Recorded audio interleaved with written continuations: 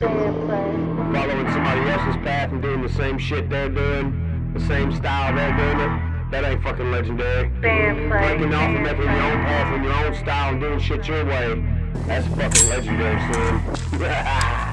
I stay in the sticks with the hicks and the firearms. You might come up missing from the palms of my pops. You can come and get it, son. Pow, pow. You can come and get it, son. Pow, pow.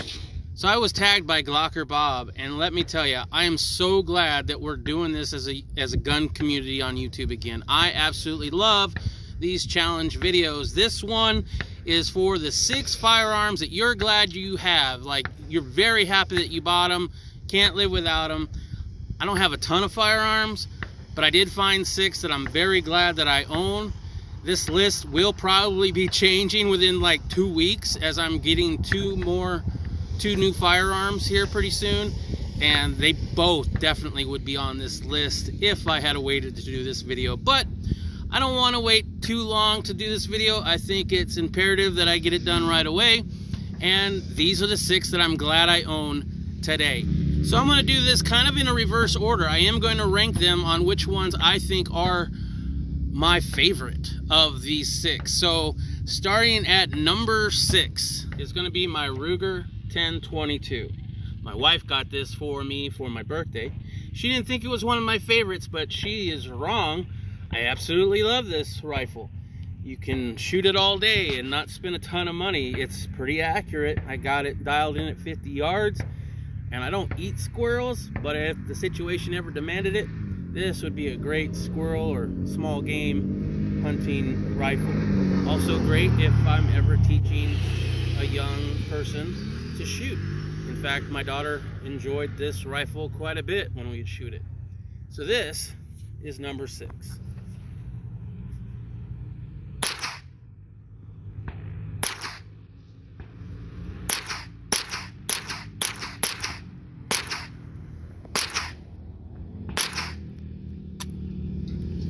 Number 5 on this list is going to be my everyday carry, a Glock 30 SF. Now I carry it in this configuration with a magazine for the Glock 21. So this holds 13 rounds plus 1 in the chamber. We got 14 rounds of 45 ACP. And this is my second Glock 30. It is my first Glock 30 SF. Here's the story behind this one. I originally had a Glock 17 and I loved it, but at the time watching YouTube videos, everybody was saying how the Glock 30 was really cool, really powerful, little compact pistol, and I got on that train, on that bandwagon, and I wanted one really bad. So I traded my Glock 17 and I traded a Remington shotgun, and I got the money and I went out and I bought me a Glock 30, not a Glock 30 SF. And it took me about 2 weeks to go shoot it because we were busy, we didn't have the time. But we went out and we shot it, out here in fact, and we had the Mustang, it was convertible. I'd put the firearm on the roof, which was down at the moment, and when it became night, we got ready to go, we got everything together because we brought more than just that. Put the top up because it was getting cold, and we drove off. Get all the way home, realized I don't have that gun anymore, so I lost that firearm the first time I went out to shoot it. And I had to report it to the police, and that was quite embarrassing, but it's what you got to do. And it took me quite a while to get another one, but I did eventually get this Glock 30 SF.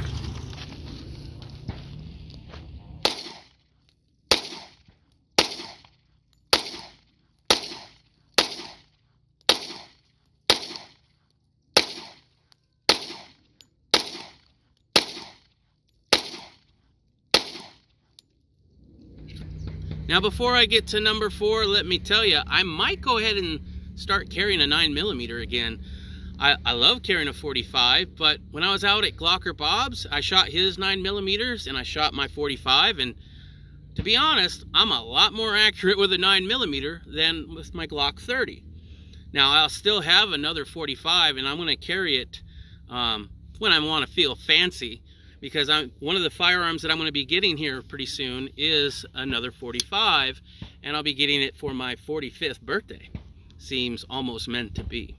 So number 4 is my first ever AR-15 build, kind of. This has gone through quite a bunch of different iterations. This is not the original stock. This is not the original lower. This is not even the original upper. In fact, I don't think there's an original part on here except for maybe this safety and the Phase 5 tactical bolt release here. But most everything has come off at one time or another. I guess the other thing that has been the same all along is the Osprey piston system. This is a piston system AR, and that has given me plenty of problems with this build. I have learned a lot, and that's what I wanted when I built this. I wanted to build it from the ground up because I wanted to know everything I needed to know about an AR-15 and how it worked. And I learned quite a bit about piston systems and what you need to do in order to make them work. So this is an interesting build. I really do enjoy the piston system. I'm planning on doing another 300 blackout pistol where it's going to be a Adam's arm piston system, hopefully. I'm thinking about it anyway. But yeah, this was my first build that I ever did for an AR-15, and it's on YouTube. I think parts of it are anyway still. Pretty cool. You'll notice there's no sights or scope or red dot or anything on this rifle. I do eventually plan on putting a scope on it. I did have an EOTech on it.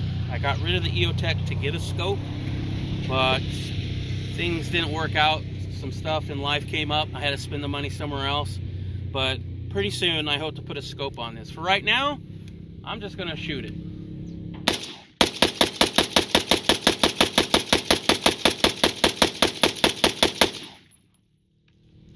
Ton of fun. Number 4 is going to be this. This is my Star Model B. It's from 1955. It does not have the hump here. And the reason I bought this, and I've been looking for it for years, is because this was in Pulp Fiction. This was Jules, the character Jules' firearm, Mr. 9mm. And also got the wallet just recently. Bad motherfucker. Now, the next thing I need to do is get this plated, because his was nickel plated in the movie, and it had pro grips, which I know where to get the pro grips, but I'm having a real hard time finding a place that will plate this. Now, nickel plating, very highly regulated now, apparently, and it's very expensive if I wanted a shiny nickel plate on here. If you know of a place that does nickel plating that's not mondo expensive, please leave it in the comments below, because I would love to hear it. In fact, if you know of any place that plates firearms to a shiny mirror finish that's kind of, you know, as close as you can get to nickel plating as possible, I'm all ears. I've been having a hell of a time finding anybody local to do it, and I would love that. And in fact, I love this firearm here even more because this is from 1955.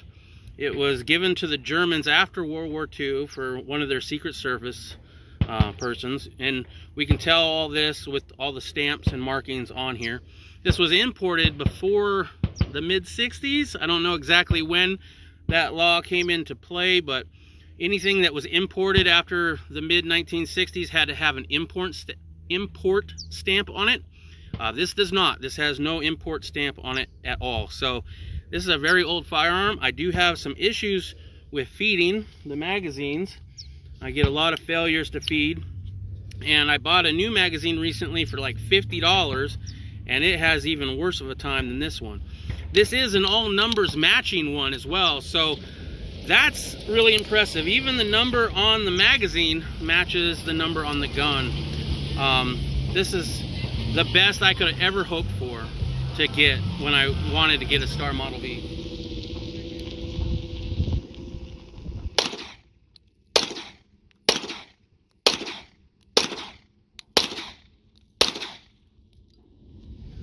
Now, most everybody would think that their newest build would be their most favorite firearm, and this is my newest build.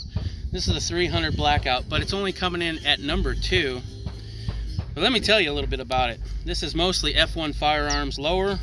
F1 Firearms upper.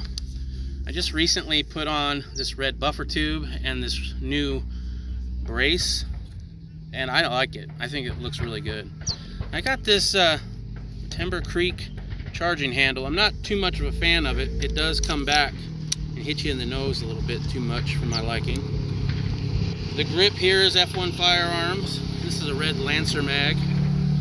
It's Ballistic Advantage barrel, 8.3 inch. And right now I have a flash can on it. I'll be replacing that with an actual suppressor here as soon as I get my permission back from the government to go pick it up. This here is a Streamlight. Cost me about $100. Has a pressure switch and has been holding up real good. I absolutely love this firearm. I think it's sexy as all hell. I got the diamond head flip up sights, a hollow sun green dot, and this thing is pretty accurate. I really love it. Let's go ahead and fire off a magazine of this.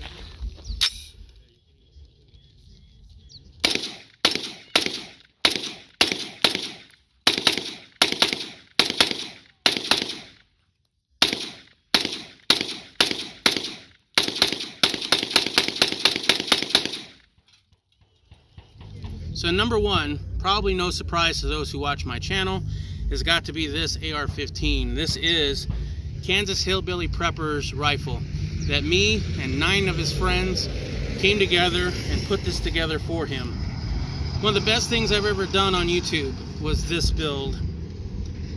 If you don't know about this build and what it meant to me, his 9 friends, and to Kansas Hillbilly Prepper, I do have a playlist of all the videos of putting this together, and then the video of me handing it to him. If you haven't seen it, I would definitely suggest you watch the video where I give this to him. It makes me speechless. I don't even know how to describe it. It was definitely the best thing I've ever done on YouTube and possibly my entire life. So I supplied the lower and I think the upper, but most of the parts here, and I don't remember who gave what exactly, but a lot of these bits and pieces are from his friends. We have the Diamond Head D45 flip out sights that I provided because he had gotten this ACOG clone, I believe from GlockerBob, and you just couldn't have flip up sights. So at the time I had these D45s on my original build that I already showed, but they go with this much better because of this ACOG. Recently I've been lucky enough to go see GlockerBob, as I've already mentioned, and he was able to shoot this. His name is on this rifle, and I would love for anybody whose name is on this rifle to shoot it, and I hope to visit some other people whose name's on this rifle and have them shoot it as well. It means a lot to me. It's not my rifle, but it is a rifle in my possession. Forever this will be Kansas Hillbilly Prepper's rifle, and I miss that dude. That guy was probably the best guy I've ever known in life. He could make you smile no matter how bad of a day you were having. He would yell and complain about the government and people in Washington wanting to take away your rights, but if you ever met a libtard Democrat, he would still be nice as all get out to that person. I've never met anybody as nice as Kansas Hillbilly Prepper. And Byron, I miss you, man. I really do. And I'm glad that I have this in remembrance of you. So let's go ahead and let's get shooting it.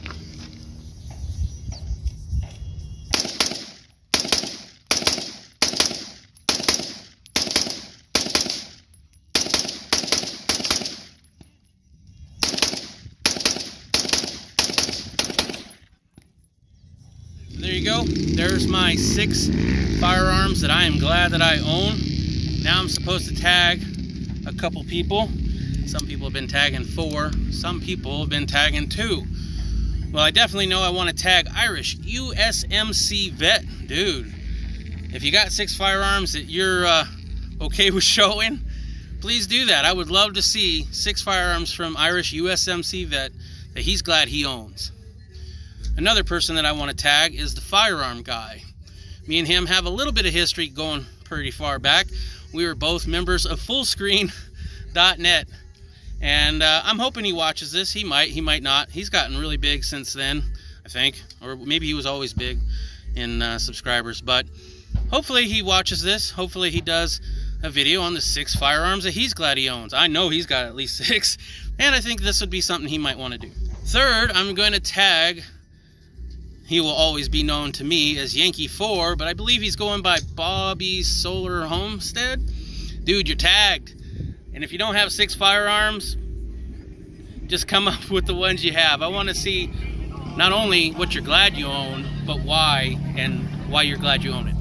And lastly, I don't know if this person has 6 firearms either. He probably does. But will he show them on YouTube? I'm going to tag my good buddy, Mule TeamSixtySix. I want to see some firearms that you're glad that you own, that you also are willing to put on YouTube, and tell me why you're glad you own them. Now, to these people that I've tagged, please tag other people, and I'll tell you why. I absolutely love these tag videos, because I went to the original person who posted these, and I went and found out, you know, all the people who did response videos, and there was quite a few that I wasn't subscribed to. So my big thing here is I like these kind of tag videos because I get to see new channels that I might not have ever known about. And I've subscribed to those channels now, and it's just a really good way to support other gun channels here on YouTube. So those who I've tagged, if you do a video, please try to find some other channels to tag as well. Thank you very much for watching. If you enjoyed this video, please leave me a like. It really helps quite a bit. If you're not subscribed and you like this kind of content, please do that as well. Alright guys, well with that, I'm going to end the video and say thank you very much for watching.